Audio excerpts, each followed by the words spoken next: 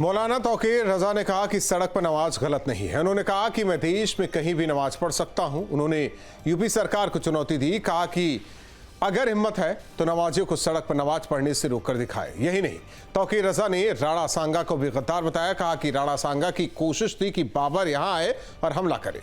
राणा सांगा ने बाबर के साथ वादा खिलाफी की, इससे नाराज होकर बाबर ने हमला किया। राणा सांगा ने अपने देश के साथ गद्दारी की। सवाल है कि आखिर मौलाना ईद के मौके पर ऐसे भड़काऊ बयान क्यों दे रहे हैं? आखिर यूपी सरकार को चुनौती देने के पीछे तौकीर रजा की मंशा क्या है? तौकीर रजा देश के नायकों के अपमान की सियासत और सनातन विरोध को फिर क्यों हवा दे रहे हैं? दो टूक में करेंगे चर्चा, पहले सुनते हैं बयान। सीओ संभल ने यह कहा कि अच्छा वो बात सिर्फ संभल के लिए है, कानून व्यवस्था के लिए उन्होंने कहा भाई यहाँ का माहौल जरा तनावपूर्ण है, सड़क पे नमाज नहीं होगी। सड़क पे नमाज हमारी होती ही नहीं है। हमारी नमाज इमाम के पीछे होती है। अगर मस्जिद में जगह नहीं बची, सड़क पे 2 मिनट के लिए 5 मिनट के लिए खड़ा हो गया। मेरा देश है यार, मैं कहीं पे भी खड़े होकर नमाज पढ़ूंगा और देखूंगा कि मुझे नमाज पढ़ने से कौन रोकेगा। मौलाना तौकीर रजा बेहद बड़बोले हैं। वो जानबूझ करके कुछ बड़े बयान देते हैं, लेकिन सच बात यह है कि उनमें करने की स्वयं हिम्मत नहीं होती है। नमाज पढ़ने के लिए किसी पर कोई रोक नहीं है। सब लोग बहुत हर्षोल्लास के साथ नमाज पढ़ें, अपनी रिचुअल्स अदा करें, इसमें किसी प्रकार की कोई आपत्ति नहीं है। लेकिन अगर कोई नमाज के बहाने शक्ति प्रदर्शन करने का प्रयास करता है या जानबूझ करके सार्वजनिक यातायात को बाधित करने का प्रयास करता है, सड़कों को घेरने का प्रयास करता है, तो निश्चित तौर पर वो कानून का उल्लंघन कर रहा होगा। और ऐसे में कानून का उल्लंघन करने पर कानून इसके साथ सख्ती से निपटेगा। तो मौलाना तौकीर रजा, लोगों को भड़काना बंद करिए। और उत्तर प्रदेश में योगी आदित्यनाथ सरकार है, आपने कई बार इस तरह के भड़काऊ बयान दिए हैं और अपने पैर वापस पीछे खींचे हैं। तो लोगों को उकसाने का प्रयास मत करिए, वरना कानून आपके खिलाफ भी बहुत कठोरता से कार्रवाई करेगा। कुछ लोग चाहते हैं कि नहीं, शरीयत के हिसाब से देश चले, तो शरीयत के हिसाब से जिसे रहना हो वो उसलिए चला जाए। जो मुस्लिम राष्ट्र घोषित हैं वहीं शरीयत चल सकता है। और जहाँ संवैधानिक राज लोकतांत्रिक देश है वहाँ शरीयत से नहीं, वहाँ संविधान से चलेगा। तो ऐसे बयानबाजी ठीक नहीं। और आज के दिन में सुरक्षा व्यवस्था देना, लोगों को करना हमारी सरकार का काम है और उसने निर्देश जारी कर रखा है और अधिकारियों का काम है कि उसका अनुपालन करें। ऐसे में बड़े सवाल, मौलाना तौकीर का नफरती बयान सड़क पर होगा घमासान। मौलाना का अल्टीमेटम, मजहब में दखल तो होगी टेंशन। मुगल आक्रांता के बचाव में बयान, राणा सांगा का किया अपमान। देश के नायकों का उपहास, मौलाना तौकीर ने नहीं पढ़ा इतिहास। इन्हीं सवालों के साथ मेहमान से चर्चा। आलोक बत्सी बीजेपी नेता, पुनीत पाठक जी प्रवक्ता कांग्रेस, आशीष चतुर्वेदी जी समाजवादी पार्टी के नेता। और आलोक बत्सी, सवाल आपसे है कि जहां मामला ठंडा होना चाहिए वहां लगातार हवा दी जा रही है और कहा जा रहा है कि हमें लगता है कि ना ये राज्यसभा में सांसद साहब बोलते ना ऐसी बातें होती। देखिए, जो भी पढ़े लिखे और बैलेंस्ड मुसलमान के नेता हैं या मौलवी हैं, उन्होंने अपील की है अपने लोगों से कि कृपया सड़कों पे नमाज ना पढ़ें। लेकिन कुछ सिरफिरे बदमिजाज लोगों की शुरू से भड़काऊ भाव देकर लोगों को भड़काने की आदत रही है, उसमें तौकीर रजा सबसे अव्वल दर्जे में आते हैं। और इन्होंने जितनी भी बातें कही हैं वो सब बेबुनियादी हैं, असत्य है। इनका सच्चाई से दूर दूर तक कोई वास्ता नहीं है। ये सड़कों पे नमाज पढ़ के यातायात बाधित होती है, ये किसने नहीं देखा है। शहर के विभिन्न शहरों में जहां जहां मस्जिद रोड पर स्थित है, उसकी परिसर में इतनी जगह नहीं होती है और लोगों को स्पिल आउट करके पूरा रोड को घेर लेते हैं। और उस समय चाहे वो मेन रोड हो चाहे वो बाईपास रोड हो, पूरी तरीके से यातायात ठप हो जाती है। तो अगर ऐसी अपील की जा रही है तो क्या गलत है? आप अपने घरों में पढ़िए नमाज, आप मस्जिद में जाके पढ़िए, मस्जिद के अहाते में पढ़िए, कोई दिक्कत नहीं है। लेकिन आप रोड बाधित करके हर शुक्रवार को 1-1.5 घंटे तक यातायात बाधित रखेंगे, ये इस देश में अब कतई नहीं होने वाला है। ठीक है और मेजर। दूसरी बात, हाँ, जो इन्होंने राणा सांगा के बारे में कहा है, तो इनको इतिहास की पूरी जानकारी नहीं है।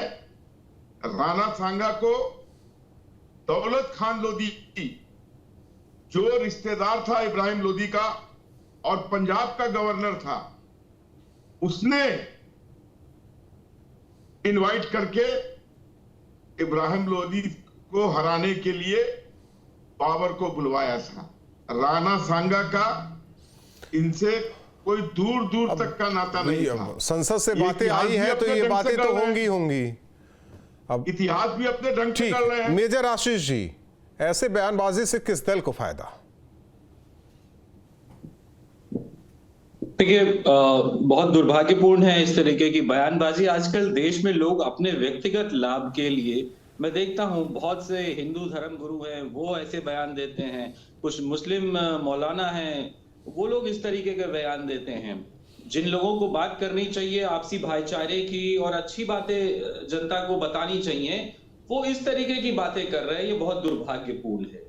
जहां तक रहा सवाल कि नमाज जो है या कोई भी धार्मिक कृत जो है सड़क पे नहीं होना चाहिए, मेरा ये मानना है, क्योंकि सड़क पे आने जाने वाले लोगों को कहीं ना कहीं इससे दिक्कत होती है। लेकिन वहां ये देखना है कि क्या हम सड़क पे नमाज का विरोध केवल इसलिए कर रहे हैं कि वो मुस्लिम कर रहे हैं, नमाज वहां पढ़ रहे हैं इसलिए विरोध है, या जो यातायात व्यवस्था है वो बाधित हो रही है? क्योंकि बहुत से हिंदू धर्म में भी ऐसे आयोजन होते हैं जो सड़क रोक करके किए जाते हैं। आप देखिए, जब गली मोहल्लों में सड़कों पे जागरण का आयोजन होता है तब भी एक तरफ सड़क रोक दी जाती है।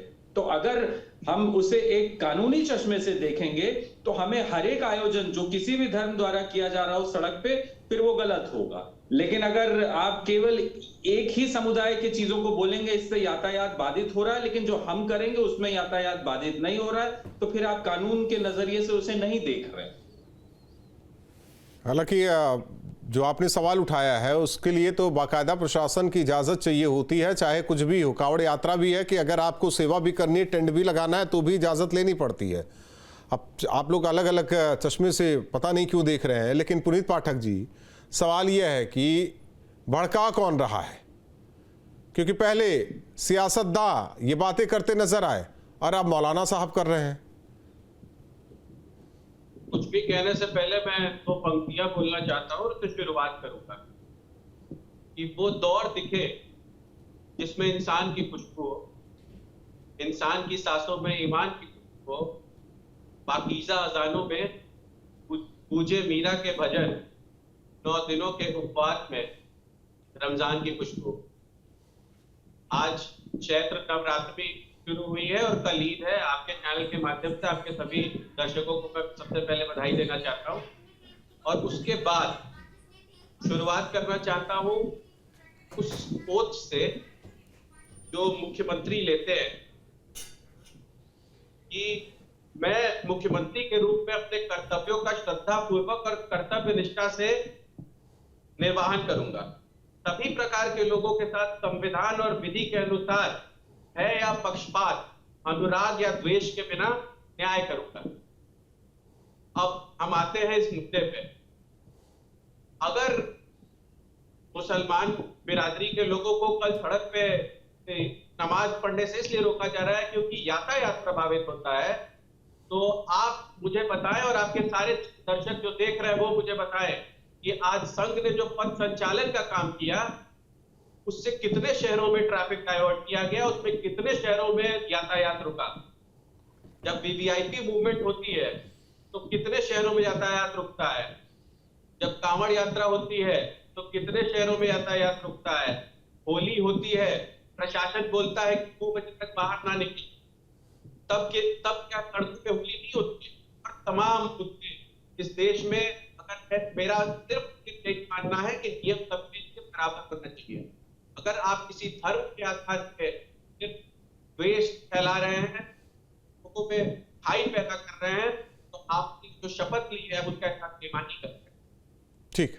अगर 15 मिनट की नमाज में इतना यातायात करना है तो मैं लखनऊ की बात करना चाहता हूँ कि वीवीआईपी कितनी देर यातायात करता है। पूरे जो तमाम त्योहारों पे लोग सकते हैं उतनी बार यातायात होता है। आज संघ का कार्यक्रम था बागपत जिले के बलिया तक, वाराणसी, प्रयागराज, लखनऊ, हर बड़े शहर में यातायात स्टॉप तक संघ का कार्यक्रम होता है। आप क्या संघ के मैदान तो चलाना चाहते हैं तब आपको यातायात नहीं आती है। मुसलमान बिना 15 मिनट के नमाज में आपको दिक्कत है, लेकिन संघ के कार्यक्रम में आपको कोई दिक्कत नहीं है। तो मेरा कहना सिर्फ यही है कि समान रूप से देखिए, अगर कोई धार्मिक आयोजन ना हो तो किसी भी धर्म का ना हो, अगर अपने आप में पुनीत पाठक जी, हालांकि मैं सुन नहीं पाया। एक बार फिर जब चर्चा आपने शुरू की तो आपने 4-5 लाइनें कुछ कही थी, एक बार फिर दर्शकों को उसके जरिए और बीजेपी नेता को जरा समझा दीजिए। आपने 4-5 लाइनें कुछ कही थी। हाँ, मैं वो फिर आपको अच्छी लगी तो दौर है जिसमें इंसान की खुशबू हो, इंसान की सातों की खुशबू हो। पाकीज़ा आजादों में गूंजे मीरा के भजन और 9 दिनों के उपवासों में नहीं, किसमें मीरा के भजन गूंजे? पाकीज़ा आजादों में ये मीरा के भजन, वो समझाते जाइए ना, दर्शक पाकीज़ा का मतलब नहीं समझ पाएंगे। मैं कहना चाहता हूँ मैं मुख्य रूप से गंगा जमुनी तहजीब नहीं, आपने कहा कि ना वो पाकीज़ा में गाजे मीरा का भजन, और क्या आगे क्या लाइन थी वो? नवरात्र के महीने में नहीं तो पाकीज़ा का ठीक है, वही चीजें हैं। आलोक वत्स जी, अब देखिए कितनी सुंदर बातें कह दी पुनीत पाठक जी ने। अब क्या 15 मिनट की नमाज है, सुन रहा हूं, 15 मिनट की नमाज है, क्या दिक्कत है आप लोगों को? देखिए, जो भी कांवड़ यात्रा निकलती है उसका निर्धारित रूट पहले से तय हो जाता है और डायवर्जन के लिए पूरी जानकारी पब्लिक को दे दी जाती है, और वो मात्र 1 महीने का रिवाज ऐसा है। लेकिन यहां तो पूरे साल 365 दिन में हर शुक्रवार को बाधित हो जाती है। इसके लिए ना कोई परमिशन है न कुछ है, और तादाद बढ़ती जाती है और रोड को घेर के यातायात बाधित हो गया, काम ठप हो गया लोगों का, मीलों लंबी लाइनें लग गई और सब काम ठप हो गया। तो आपको मस्जिद का रूल भी कहता है कि आप मस्जिद के परिसर में या मस्जिद के अंदर नमाज अदा करें, अब और पाक साफ जगह पर नमाज अदा करें। रोड कहां से पाक साफ हो जाएगा जिस पर हजारों तरीके के वाहन दौड़ते हैं, पता नहीं किन किन गलियों से गुजरकर कैसी कैसी चीजें उसके टायर में लगी हो। ना तो वो तो पाक साफ जगह नहीं हो सकता है। तो इससे बेहतर है कि आप अपने घर में नमाज पढ़िए, या जहां भी आप है वहां के परिसर में पढ़िए। फैक्ट्री के मालिक से इजाजत लीजिए, छत पर पढ़ लीजिए, फैक्ट्री के छत पे वहां पर साफ सफाई करके पढ़ लीजिए, कोई दिक्कत नहीं होगी। लेकिन ये जो नापाक जगह पे आप नमाज पढ़ते हैं, ये अलग चीजें हैं। ये देखिए, ये तो देखिए रीति रिवाज से संबंधित है, किस तरीके से अदा की जाए नमाज, वो आप बता रहे हैं। लेकिन विपक्षी दलों को लगता है कि भाई आपकी सरकार है इसलिए मना किया जा रहा है मुसलमानों को कोई नमाज ना पढ़े। वो ऐसी बात नहीं है। आज तक किसी मुसलमान को नमाज पढ़ने से रोका गया हो तो सड़क पर छत पर ये कवायद नहीं हो सकती है। नहीं, क्योंकि मेजर साहब की जब सरकार थी तो पढ़ते थे, जब तक पुनीत पाठक जी की सरकार है तब तो वहां पढ़ते थे, मतलब उनकी कांग्रेस की सरकार, और जहां जहां अभी भी है वहां भी पढ़ते हैं। तो आप लोगों में क्यों? कांग्रेस ने शुरू से मुसलमानों को ठगने का काम किया है और अपीजमेंट किया है। दिया कुछ नहीं है, बल्कि उनका वोट लेते आए। हम अपीजमेंट नहीं कर रहे हैं। हमने मुस्लिम महिलाओं को वो चीजें अपनी जगह है, ठीक है। मेजर आशीष जी, मेजर आशीष जी, भी हमारी जन कल्याणकारी योजना, मेजर आशीष जी, देखिए ये काम तो प्रशासन का है। लेकिन सरकार से क्यों जोड़ दिया जाता है? तो प्रशासन क्या सरकार से अलग थोड़ी है? प्रशासन किसके चाहने पे चलता है? जो सरकार कहती है वही तो प्रशासन, जो फैसला सरकार करती है उसी को अमल में लाने की जिम्मेदारी प्रशासन की होती है। प्रशासन अपनी सूझबूझ से थोड़ी चलता है। जो सरकार जो बताएगी, जो दिशा निर्देश देगी, उसी हिसाब से वो चलेगी। यानी कि आप लोगों की सरकार में दिशा निर्देश साफ था कि सड़कों पर नमाज पढ़ी जा सकती है, इनमें नहीं है, बस यही ना फर्क है? नहीं, फर्क ये था कि हमारे पास मुद्दे अलग थे। हमारा जो फोकस था वो विकास पे था। अब भारतीय जनता पार्टी की मजबूरी ये है कि अब जब भारतीय जनता पार्टी के विधायक, अभी आप देखिए कि नहीं, मैं नमाज वाले विषय पर ही हूं। उन्होंने खुद ही सवाल उठा के कह दिया कि ये सबसे भ्रष्ट सरकार है, इसमें पैसा लिए बगैर कुछ होता नहीं है। दूसरे हरदोई से भाजपा के एक विधायक हैं, पूरी रैली को संबोधित कर रहे थे, कह दिया कि योगी आदित्यनाथ को अब जो है इस्तीफा। ये अलग चीजें आ गई। फिर आप देखिए, भारतीय जनता पार्टी अपनी पार्टी के अंदर एक मिनट, ये अलग चीजें हो गई। मेजर आशीष जी, मेरा उस पर नहीं जाना था। आप जहां चले गए, आप जहां चले गए, अब मुझे वहां नहीं जाना था, लेकिन आप लेकर जा रहे हैं। मेजर आशीष जी, मेरा सीधा सा सवाल था, लेकिन आप पता नहीं कहां से कहां चले गए।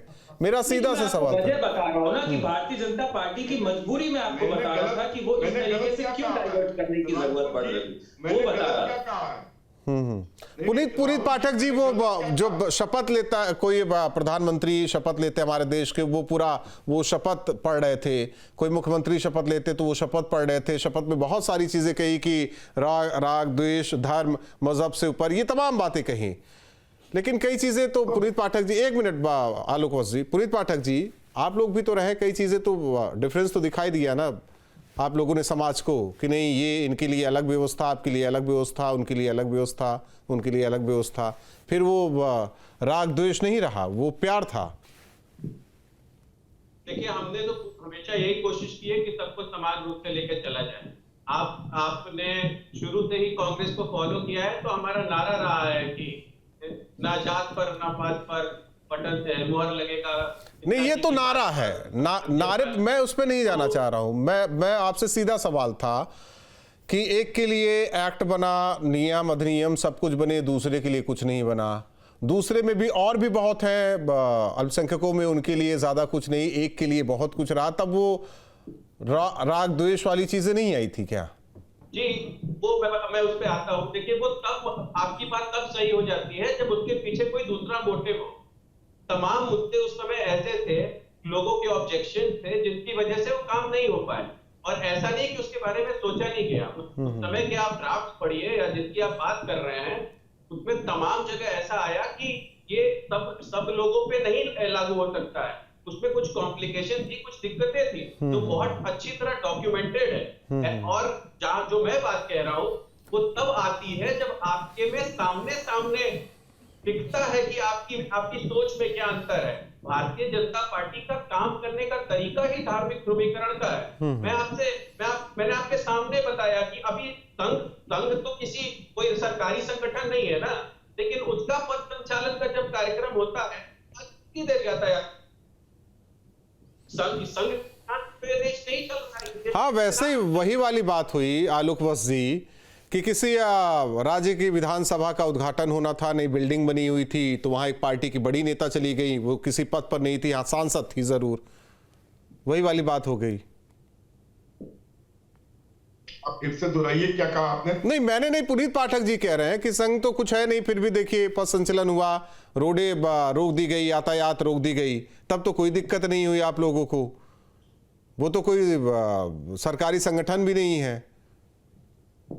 आरएसएस की बात कर रहे हैं? हाँ, पुनीत पाठक जी कर रहे हैं, सवाल है उनका। देखिए, आरएसएस से बड़ा देशभक्त और राष्ट्रभक्त कोई संगठन इस हिंदुस्तान में है ही नहीं।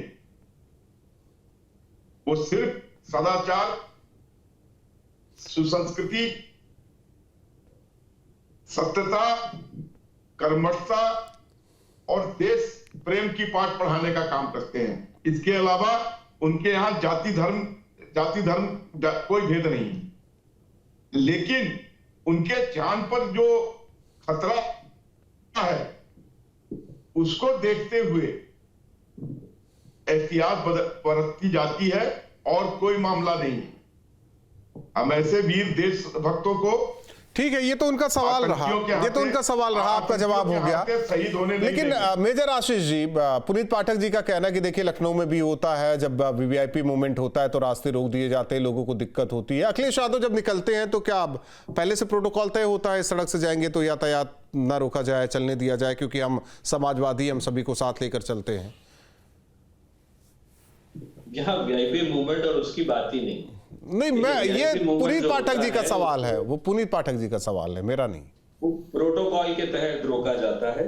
जो सड़कों पे जो ये धार्मिक आयोजन जो होते हैं या किए जाते हैं, वो कहीं ना कहीं बाधित तो करते ही हैं। लेकिन मेजर आशीष जी, आप भी जानते हैं, मैं भी जानता हूं, आप पता नहीं आपने आयोजन कराया कि नहीं, जो आयोजन होता है उस बाकायदा इजाजत ली जाती है, थाने से ली जाती है, एसडीएम, जिलाधिकारी इजाजत ली जाती है। हाँ। लेकिन आयोजन तो होते हैं। नहीं तो फिर मैं तो कह रहा हूं ना, तो फिर मैं ये भी कह रहा हूं कि आपको भी किसी भी धर्म के लिए वो भी आयोजन को लेकर इजाजत ले ले, काम खत्म है, फिर तो जो है वो सर्व सिस्टम में रहे। हाँ, तो वही मैं कह रहा हूँ ना कि उसके लिए अब देखिए, आयोजन या तो दोनों धर्मों के लोग कर ले सड़क पे, या दोनों ही धर्मों के लोग सड़क पे नहीं, एक होता है कि इजाजत लेके आयोजन करना, एक होता है कि बिना इजाजत के आयोजन करना और अड़े रहना कि नहीं ये तो गलत है, ये तो हमारे धर्म के खिलाफ है। कि भाई आप परमिशन आप लीजिए और करिए, परमिशन सरकार को देनी चाहिए वहां पे। वही तो, जैसे आप देखिए ना, संभल में कौन है एक नमूना, जो भी है, वो क्या है, चौधरी कोई, वो क्या कहता है कि भाई वो सड़क छत पे भी नमाज मत पढ़िए। तो हमने कहा यार ये कहां से गजब आदमी पकड़ के लाए हैं ये लोग, कहां से ऐसे नमूने ढूंढ के लाते हैं। अब वो क्या कहता है कि भाई अगर होली के रंग से डर लगता है तो घर से ही मत निकलो। अब किसी को कह रहे थे कि लड़कियों को अगर छेड़ने से डर लगता है तो उन लड़कियों को घर ही पर रहना चाहिए। अब वो कहा कि नहीं, राहुल गांधी ने कहा था कि मंदिर जाते हैं लड़की छेड़ने के लिए, ये बीजेपी का आरोप है। तो ऐसा भाजपाई लॉजिक वाला चौधरी वहां बैठा रखा है संभल में, तो भाई वो भी तो मैं समझ सकता हूँ, सोच का प्रतीक है। मैं समझ सकता हूँ कि किसके बयान से किसको फायदा हो रहा है। बहुत बहुत धन्यवाद आप तीनों मेहमानों का। हालांकि